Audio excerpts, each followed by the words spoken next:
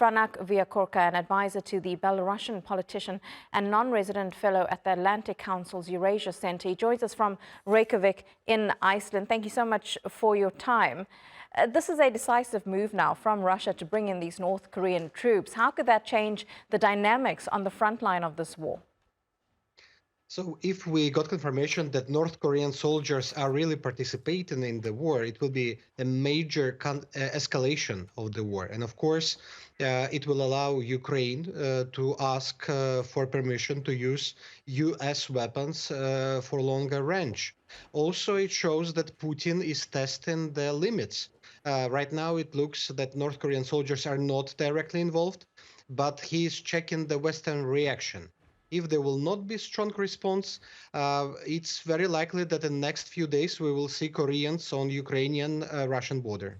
Well, we have heard from Mark Rutte, the NATO head of NATO, and he has said there is confirmation that North Korean troops are there. It's raised a concern, obviously, for not just NATO, but South Korea, who say this is a global security threat. Do you agree with that assessment?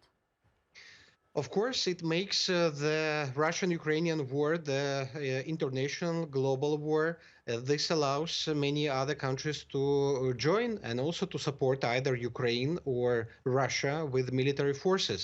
And of course, it's very dangerous. And also it can escalate even to the nuclear war potentially. So, of course, right now, the main task is to prevent the direct participation of Korean soldiers. And this is what Ukrainians are trying to do, to send a very clear message to Moscow. If it happens, it will have dire consequences for Russians. And also we see that Ukrainians already opened the hotline for North Korean soldiers who want to defect, basically allowing them safely to leave Korean army and to join safe Ukrainian space.